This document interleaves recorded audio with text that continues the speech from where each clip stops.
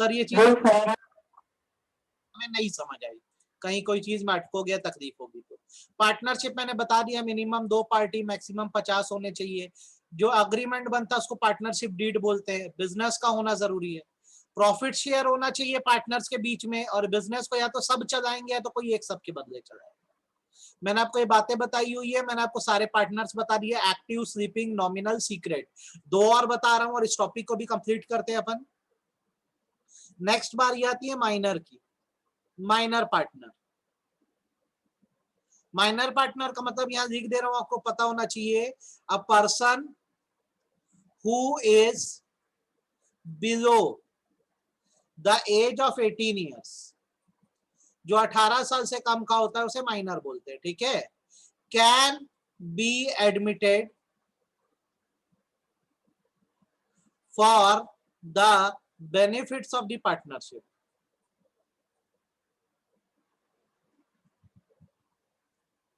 ध्यान से सुनना, अगर कोई पर्सन ऐसा है जिसकी उम्र 18 साल से कम की, 18 ईयर से कम का कोई पर्सन है, तो उसको फर्म में, पार्टनरशिप में प्रॉफिट देने के लिए हम जोड़ सकते हैं कि भाई तेरे को कोई लॉस वॉस नहीं शेयर करना है हमारे साथ, हम तुझे रख रहे हैं और जो फायदा हुआ करेगा उसमें से एक हिस्सा दिया करेंगे। ऐसे बच्चे को, ऐसे पर्सन को माइनर पार्टनर बोला जाता है। फिर बोल रहा हूं, एक ऐसा व्यक्ति, एक ऐसा पर्सन जिसकी एज 18 साल से कम है, उसको पार्टनरशिप में अगर हम रख कर अपने प्रॉफिट का हिस्सा देते हैं तो उसे माइनर पार्टनर बोलते हैं। आप बताओ, आपको माइनर पार्टनर समझ आया कि नहीं, हाँ या ना? आप बताओ, आपको माइनर पार्टनर क्या है, समझ आया कि नहीं आया? एग्जाम्पल के तौर पे अगर मैं बोलूं, अजय नाम का एक पर्सन है, 17 साल इसकी एज है, तो अभी एक माइनर है, अभी ये एक माइनर है। अब एक पार्टनरशिप चलती है ए की, बी की और सी की। उन्होंने अजय को भी रख लिया कि जब प्रॉफिट होगा तो तुमको भी हिस्सा देंगे। तो ये जो अजय जो है, इसकी उम्र कितनी है, 17 साल है, तो इसको हम माइनर बोलेंगे, ये माइनर पार्टनर है, ठीक है। तो एक और पार्टनर आपने सीखा, माइनर पार्टनर। अब जैसे आपने इतने तरह के पार्टनर देख लिए हैं, active, sleeping, nominal, secret, minor, तो एक और होता है जिसे हम लिमिटेड पार्टनर बोलते हैं। A partner whose liability is limited। Generally हम ये जानते हैं कि जब पार्टनरशिप बनाई जाती है तो सारा प्रॉफिट्स जो होता है पूरे पार्टनर रखते हैं, और फिर जब लॉस पे करने की बारी आती है, लायबिलिटी पे करने की बारी आती है, तो पर्सनली भी पे करना पड़ सकता है। मतलब जनरली पार्टनर्स की लायबिलिटी अनलिमिटेड होती है। लेकिन यदि कोई पार्टनर ये बोले कि मैं जितना पैसा लगाया हूं उतना ही प्रॉफिट दूंगा, उससे ज्यादा नहीं दूंगा, तो उसकी लायबिलिटी भी लिमिटेड हो जाती है। फॉर एग्जाम्पल, आपकी एक पार्टनरशिप है, मान लो तनीषा है उसमें, ठीक है। अच्छा, उसमें देवयानी है, मधु है। अब इन तीनों की पार्टनरशिप है, सारा प्रॉफिट ये लोग रखते हैं और जो भी लायबिलिटी होती है ये लोग पे करते हैं, तो इन सब की लायबिलिटी अनलिमिटेड है। अब मैं भी इनके साथ जुड़ा हुआ हूं, लेकिन मेरा बोलना ये है कि मैं आपके पूरे बिजनेस में भाग नहीं लूंगा, मुझे प्रॉफिट में से 10% आप दे दिया करो, और मेरी लायबिलिटी भी जो होगी, कितना भी बड़ा नुकसान हो, केवल 10% की होगी, तो इसे बोलेंगे लिमिटेड लायबिलिटी। तो कई बार कुछ पार्टनर्स अपनी लायबिलिटी को बोल देते हैं कि मैं जितना पैसा लगा रहा हूं सिर्फ लॉस में उतना ही पे करूंगा, या कर्जे में मेरा कंट्रीब्यूशन उतना ही होगा, उससे ज्यादा नहीं होगा, और इसे लिमिटेड पार्टनर बोलते हैं। अब ईमानदारी से बताओ, आपको लिमिटेड पार्टनर क्या होता है समझ आया कि नहीं आया? आपको लिमिटेड पार्टनर क्या होता है समझ आया कि नहीं? नॉर्मली पार्टनर की लायबिलिटी अनलिमिटेड होती है। डेप्थ पे करने की सिचुएशन में उन्हें पर्सनल प्रॉपर्टी में से भी पे करना पड़ सकता है, लेकिन अगर मैंने ये बोल दिया है कि मैं पूरा पूरा नहीं पे करूंगा, पर्सनली नहीं पे करूंगा, तो मैं एक लिमिटेड पार्टनर। अब एक बार जरा आपके नोट्स भी दिखा दिया जाए आपको, देख लो यार, अच्छे से सीख लो। पार्टनरशिप हमने कर दिया, इसके फीचर कर दिए, मैंने आपको पढ़ने बोला था। अब यहां से आपको मैं नोट्स में पढ़ा दे रहा हूं, और यही नोट्स आप पढ़ना, उसके अलावा कुछ नहीं पढ़ना आपको, ठीक है। पार्टनरशिप फॉर्म ऑफ बिजनेस वहां सबसे सुटेबल होता है जहां पर लोग एक दूसरे पे ट्रस्ट कर सकते हैं, विश्वास कर सकते हैं, और दूसरा एक दूसरे के स्किल्स को कॉम्प्लीमेंट कर सकते हैं, तो मिलकर काम कर सकते हैं। ठीक है, मुझे अकाउंट्स आता है, आपको इको आता है, तो हमारी कॉम्प्लीमेंट्री स्किल होगा, ध्यान रखना। तो जो होलसेल मर्चेंट का काम होता है, चार्टर्ड अकाउंटेंट की फर्म होती है, लॉ फर्म होती है, रेस्टोरेंट होती है, छोटी बड़ी कंपनियां या फैक्ट्रीज होती हैं, वो सब पार्टनरशिप के फॉर्म में चलती है। ठीक, अपन इसको लिख देते हैं, सूटेबिलिटीज बहुत क्वेश्चन आते हैं। होलसेल का काम जो है वो लोग बहुत सारे पार्टनरशिप में करते हैं। ठीक है, सीए का काम है, या लॉ फर्म है, ठीक है, रेस्टोरेंट है, ये सबको पार्टनरशिप फॉर्म में चलाया जाता है। आई होप आपको मेरी बात समझ आई होगी और इसमें दिक्कत नहीं गई होगी। पार्टनरशिप बनाने के अपने फायदे हैं, इसको बनाना आसान है, बंद करना आसान है। पार्टनर्स के बीच जिस दिन अग्रीमेंट बनेगा, पार्टनरशिप बन के तैयार है। वैसे जब बंद करना है, बंद भी करवा दो। यहाँ पे बैलेंस डिसीजन मेकिंग होती है। क्या होता है कि जब तक एक पर्सन अकेला है तो कई बार वो रॉन्ग डिसीजन भी ले लेता है, लेकिन अगर आप पार्टनरशिप में हो तो आपके अकेले का फैसला नहीं चलता, आपके जैसे और भी लोग हैं तो मिलकर फैसला लेते हैं, तो यहाँ पे डिसीजन मेकिंग करेक्ट होती है। हमेशा हर इंसान सही नहीं होता ना, तो पार्टनरशिप में आपके साथ और भी पार्टनर्स हैं तो आपको गलत डिसीजन लेने नहीं देंगे। आप बताओ, आपको ये दोनों पॉइंट समझ आए कि नहीं? आपको ये दोनों पॉइंट समझ आए कि नहीं, हाँ या ना? बनाना आसान है पार्टनरशिप बिजनेस को, दूसरा यहाँ पे बैलेंस डिसीजन मेकिंग है, मतलब हड़बड़ी में फैसला नहीं दिया जाता है यहाँ पर। ठीक है, तीसरी बात, यहाँ पे पैसा ज्यादा आता है। अकेले आदमी के पास एक लिमिट तक पैसा हो, लेकिन अगर पार्टनर्स मिल गए तो पैसा ज्यादा हो जाता है, फंड ज्यादा आता है, रिस्क शेयर हो जाता है। ठीक है, आज तक आप अपने बिजनेस का रिस्क अकेले उठा रहे थे, अब आपके पार्टनर्स बन गए हैं तो रिस्क कौन उठाएगा? आपके पार्टनर्स भी। जैसे सपोज करो अगर एक सोल प्रोप्राइटरशिप है तो इस बिजनेस का सारा रिस्क मेरा है, लेकिन अगर एक पार्टनरशिप है तो उसमें अगर नुकसान हो गया तो ये रिस्क जो है वो डिवाइड हो जाता है। मैं तो नुकसान सहूंगा तो मेरे साथ जो बाकी पार्टनर है वो भी सहेंगे, तो मेरे ऊपर बहुत बोझ नहीं आएगा। देन सीक्रेसी मेंटेन रहती है। पार्टनर जब कोई काम करते हैं तो सीक्रेट्स मेंटेन करते हैं, और ये सीक्रेट फिर बाहर लीक नहीं होते, बहुत बड़ा फायदा है। तो ये सारे इसके एडवांटेजेस है पार्टनरशिप के। अच्छा, पार्टनरशिप के अपने नुकसान भी है। लायबिलिटी अनलिमिटेड है पार्टनर्स की, मतलब लॉस हुआ तो पर्सनल प्रॉपर्टी से भी पे करना पड़ेगा। रिसोर्सेस लिमिटेड है, रिसोर्सेस लिमिटेड है। झगड़े होने के चांस बहुत है, जब तक ठीक है ठीक है, फिर कब पता नहीं झगड़ा शुरू हो जाए तो पार्टनरशिप टूट जाएगी। फिर सुन लो, कोई दिक्कत नहीं है।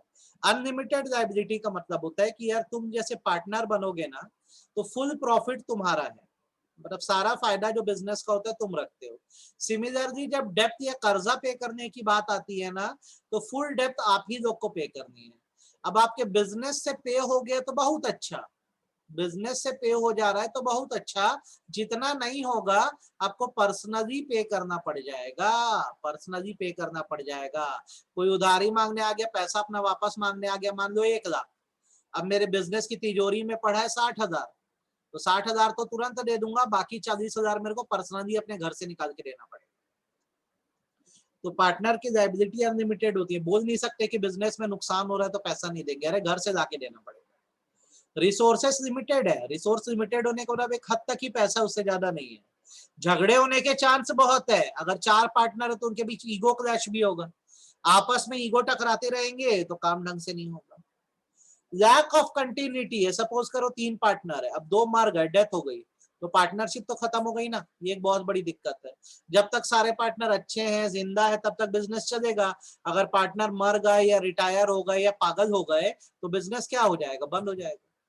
आप ईमानदारी से बताओ, आपको ये डिसएडवांटेज समझ आए कि नहीं, हाँ या ना? आपको डिसएडवांटेज समझ आए कि नहीं, हाँ या ना? ईमानदारी से बोलना यस और नो, और कोई रिपीट करना तो बोलना सर आपने फास्ट बता दिया, हमको ना आप कोई रिपीट कर दो तो मैं आपको फिर बता देता हूँ।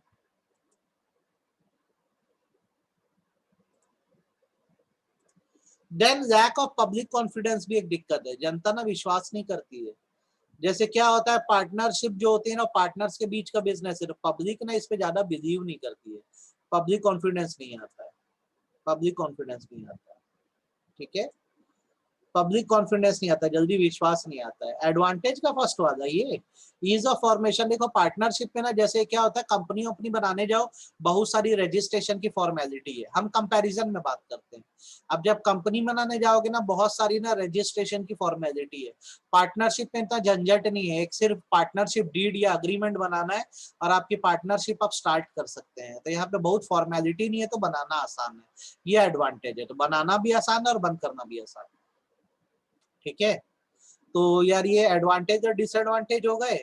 अब उसके बाद मैंने आपको फीचर्स बताए और ये बताए, टाइप्स बताए। एक्टिव आप लोग को आता है, डोरमेंट आप लोग को पता है, स्लीपिंग को डोरमेंट बोलते हैं। अच्छा कौन होता है बताओ तो, स्लीपिंग पार्टनर, फटाफट बोलो, डोरमेंट या स्लीपिंग पार्टनर कौन होता है, किसको बोलते हैं? डोरमेंट या स्लीपिंग पार्टनर किसको बोलते हैं, बताओ फटाफट। डोरमेंट या स्लीपिंग पार्टनर किसको बोलते हैं?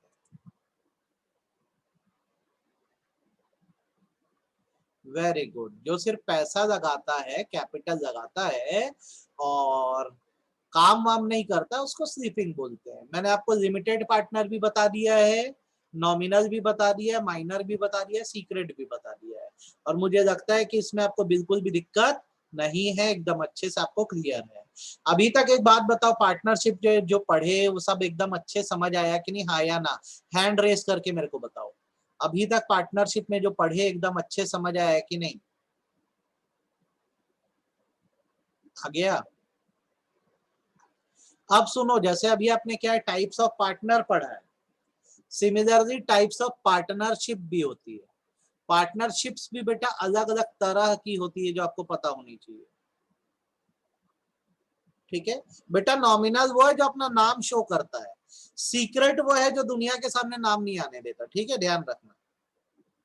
नॉमिनल तो अपना नाम यूज करने दे रहा है, जैसा अक्षय कुमार वाला एग्जांपल याद करो, तुम लोग एक्टिंग क्लास चालू करे तो अक्षय कुमार ने भी अपना नाम रखने दे दिया, वो नॉमिनल पार्टनर।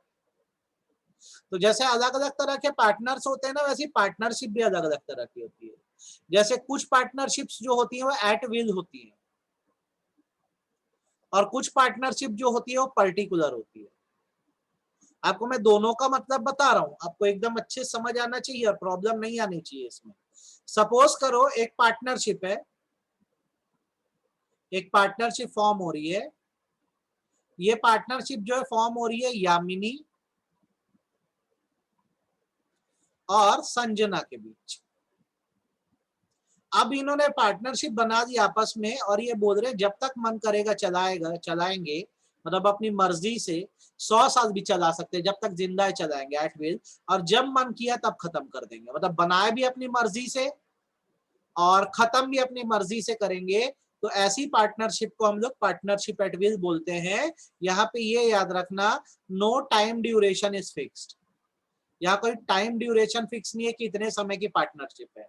अगर दो लोग पार्टनरशिप में एंटर करें और जब तक मर्जी हो काम करते रहे, कोई टाइम पीरियड फिक्स ना हो, तो उसे पार्टनरशिप एट विल बोलते हैं। अपनी इच्छा से चला रहे हैं, जब तक चलाएंगे चलाएंगे, और जिस दिन मन किया हम उठा के इसको कर देंगे बंद। इसे एट विल बोला जाता है। This type of partnership exist at the will of the partner. It can continue as long as partner want. It is terminated when any partner give notice of dissolution. जब तक मन कर रहा है चलाएंगे, जब बंद करना है, दो या दो से ज्यादा हो सकते हैं, कोई दिक्कत नहीं है। हम तो मान के चलते दो लोग बना रहे हैं, आप तीन भी हो सकते हो, आपका भी नाम लिख देता हूं यहाँ पे। तो आप अपनी मर्जी से जब तक चलाना है चलाओ, जब बंद करना है बंद कर देना। उसे एट विल बोला जाता है, पार्टनरशिप एट विल। और जब मैं बात करूं ना पर्टिकुलर पार्टनरशिप की, तो पर्टिकुलर पार्टनरशिप उस पार्टनरशिप को बोलते हैं, ध्यान से सुन लेना मेरी बात को और अच्छे समझ लेना, उस पार्टनरशिप को बोलते हैं where time duration is fixed. यहाँ पे टाइम ड्यूरेशन फिक्स होता है, जहाँ पे टाइम ड्यूरेशन फिक्स होता है, उसे हम बेसिकली क्या बोलते हैं, पर्टिकुलर पार्टनरशिप बोलते हैं। आपको सिखा दे रहा हूं, आप समझ लो। सपोज करो एक पार्टनरशिप है जो याशिका, अमन, मधु के बीच बनी है। इन्होंने ये डिसाइड किया कि पार्टनरशिप में एक वर्क कंप्लीट करना है, और वर्क 6 महीने का है। ठीक, जैसे काम खत्म होगा, 6 महीने खत्म होंगे, पार्टनरशिप क्या हो जाएगी, एंड हो जाएगी, खत्म हो जाएगी। तो ऐसी पार्टनरशिप को पर्टिकुलर पार्टनरशिप बोलते हैं। तो आई होप आपको पर्टिकुलर पार्टनरशिप समझ आया होगा। एक ऐसी पार्टनरशिप है जो एक काम के लिए होती है, जैसे काम खत्म होता है पार्टनरशिप भी खत्म हो जाती है, उसे पर्टिकुलर पार्टनरशिप बोलते हैं। आप बताओ, आपको पर्टिकुलर पार्टनरशिप समझ आया कि नहीं, हाँ या ना? आपको पर्टिकुलर पार्टनरशिप समझ आया कि नहीं, बोलो हाँ या ना। एक पार्टनरशिप जो एक पर्टिकुलर वर्क के लिए, वर्क खत्म होते तुम अपने रास्ते हम अपने रास्ते, इसे पर्टिकुलर पार्टनरशिप बोलते हैं। ठीक है, अब मेरे सवाल का जवाब देना, फिर आगे बढ़ना। मेरे को एक बात बताओ, जैसे मैं जो हूं और मार्क एक क्लास चालू करे हैं, मार्क वाइट एक क्लास चालू करे हैं, और हम यहाँ पर क्या करने वाले हैं, एक सीए की बैच देंगे। ये बैच 8 महीने चलेगी, और जब ये बैच खत्म होगी तो हम लोग अलग अलग हो जाएंगे। तो ये कौन सी पार्टनरशिप है, एट विल है कि पर्टिकुलर है? कौन सी पार्टनरशिप है?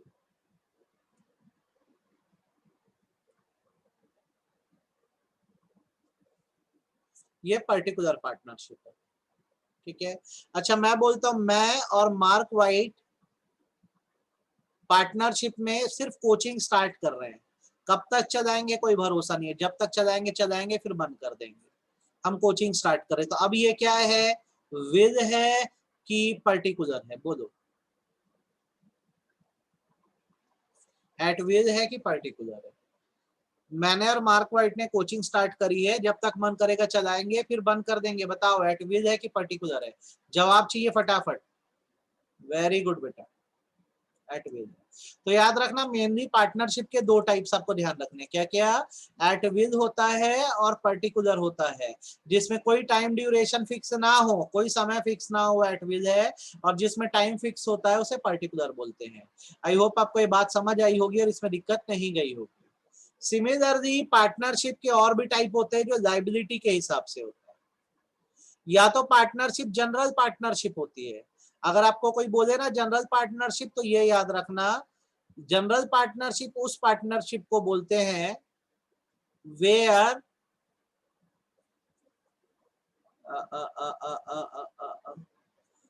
The liability of partner is unlimited, where the liability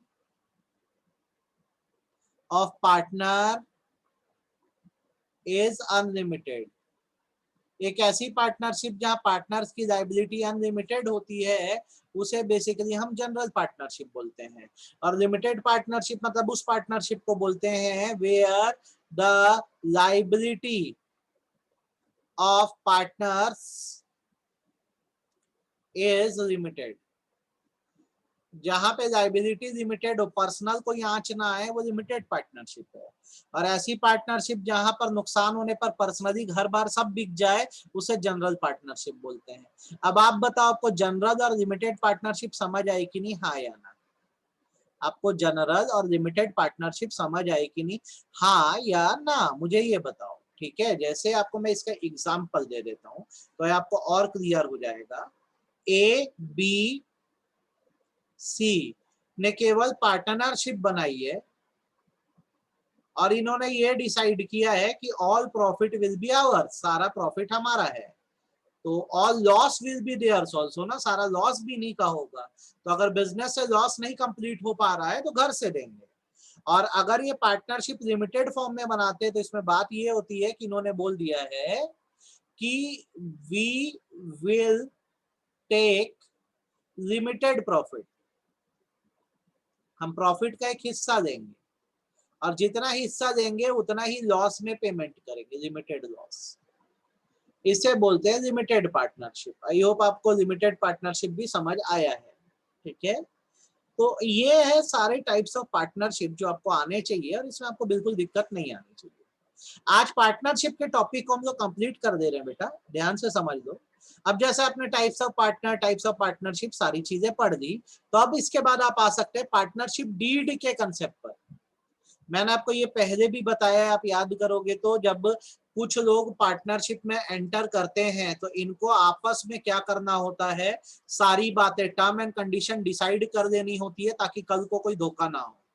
तो टर्म एंड कंडीशन डिसाइड करने के लिए अपने बीच ये कॉन्ट्रैक्ट बनाते हैं जिसको पार्टनरशिप डीड बोला जाता है। पार्टनरशिप डीड बोला जाता है। पार्टनरशिप के बारे में सब कुछ इसी में लिख दिया जाता है ताकि किसी के साथ धोखा ना हो। तो पार्टनरशिप डीड क्या है, अगर एग्जाम में क्वेश्चन आए तो ध्यान रखिए, are written agreement which specifies the term and condition that govern the partnership.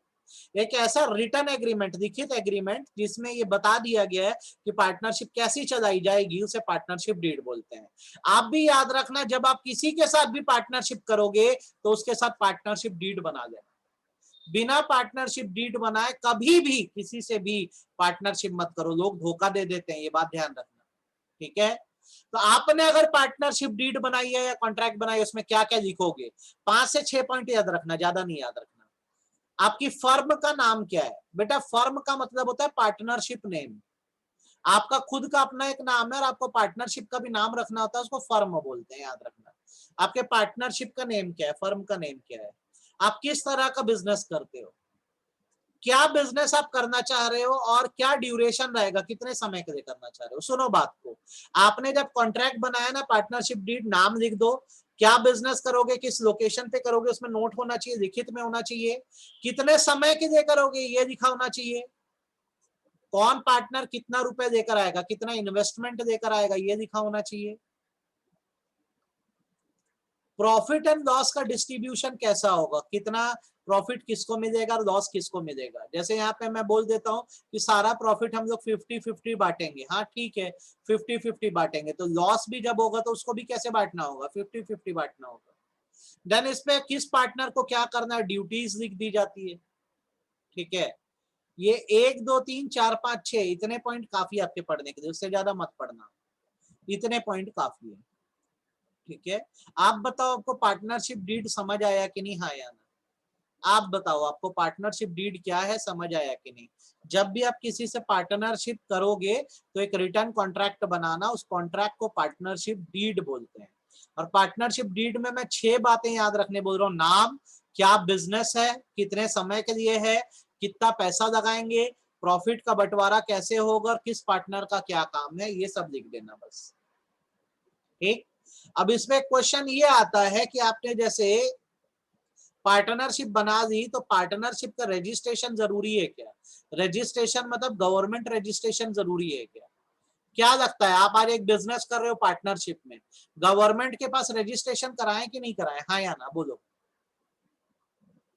हाँ या ना आप बोलो, करवाएं कि नहीं करवाएं, गवर्नमेंट के पास रजिस्ट्रेशन करवाएं कि नहीं? अब मैं जो बोलूंगा मेरी बात को ध्यान से सुनना। अगर तुम्हें अपनी पार्टनरशिप का अगर तुम्हें अपनी पार्टनरशिप का रजिस्ट्रेशन करवाना है तो गवर्नमेंट की जो अथॉरिटी है उसका नाम है रजिस्ट्रार।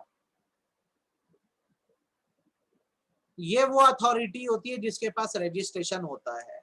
अब अगर आप पार्टनरशिप बिजनेस चला रहे हो तो ये जो रजिस्ट्रेशन है ये ऑप्शनल है, करवाए तो भी ठीक, नहीं करवाए तो भी ठीक।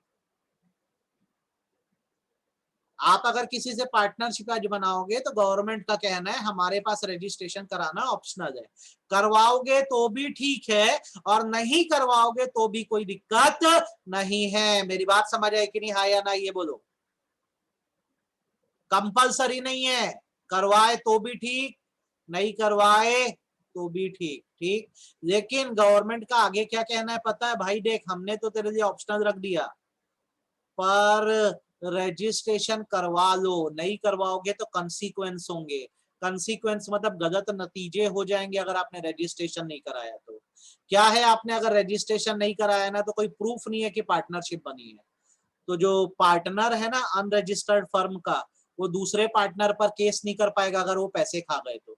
जैसे ए बी सी 3 पार्टनर है, बी और सी मिलके ए का पैसा खा गए और इनकी पार्टनरशिप रजिस्टर्ड नहीं थी तो ए कुछ नहीं कर पाएगा, फंस गया बेचारा। ठीक है, वैसे ही तीसरा व्यक्ति है, बाहर का पर्सन, थर्ड पार्टी, आप लोग का पैसा खा गया, आप कुछ नहीं कर पाओगे। और अगर एक पार्टनर पैसा लेके भाग गया तो जो फर्म है वो केस नहीं कर पाएगी। फिर सुन लो, एक पार्टनर का अगर पैसा खा जाए पार्टनरशिप फर्म तो सूट नहीं कर सकता, सूट मतलब केस नहीं डाल सकता। बाहरी आदमी पैसा खा जाए तो आप केस नहीं डाल सकते। और एक पार्टनर पैसा देके भाग जाए पार्टनरशिप का तो उस पार्टनर पे केस नहीं डाला जा सकता अगर आपकी पार्टनरशिप का रजिस्ट्रेशन नहीं है। तो याद रखना, पैसा खा जाने की सिचुएशन में आप पूछ नहीं कर पाओगे। क्या आपको मेरी बात समझ आई कि नहीं? हाँ या ना बोल दो बस। मेरी बात समझ आई कि नहीं आई? हाँ या ना बस बोलो। कि अगर आपका कोई पैसा खा गया तो आप पूछ नहीं कर पाओगे। अगर पार्टनर खा गया तो फर्म कुछ नहीं कर सकती, फर्म आपका पैसा खा गई तो पार्टनर कुछ नहीं कर सकती। ध्यान रखना। अब ये डिफरेंस बिटवीन आपका होमवर्क है आज का HW। जी सर।